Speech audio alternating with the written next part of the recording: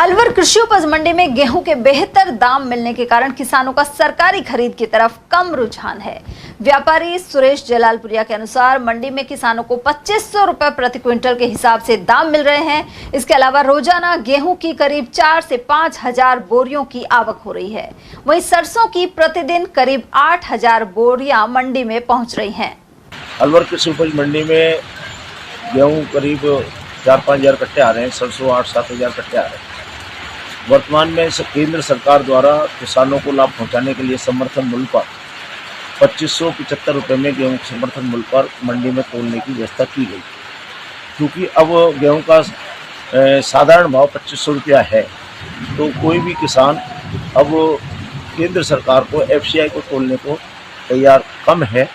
इक्का दुक्का किसान एफसीआई को तोल रहा है। अधिकांश जितना भी गेहूं आ रहा है भाव ऊंचे होने की वजह से बाजार में बिक रहा है। सरसों के भाव 6300 रुपये के हैं और मैं समझता हूं कि हर पूर्व वर्षों के हिसाब से अच्छे भाव। तो इस बार सरसों गेहूं का उत्पादन की क्वालिटी कैसी है? दूसरी बात, कितना उत्पादन हुआ, क्या पर्याप्त रहेगा कि युद्ध का समय है, अगर कैसी स्थिति बिगड़ती है तो क्या साल भर भंडारण में कोई दिक्कत आएगी?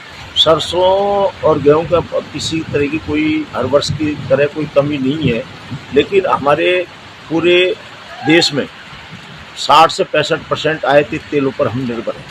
लेकिन मैं नहीं समझता कि कोई भी देश हमें बाहर से तेल जो आने में कोई रुकावट आएगी, क्योंकि भारत के सब जगह इतने अच्छे संबंध हैं कि उसको और ऐसा युद्ध का कोई मुझे प्रभाव नहीं दिख रहा।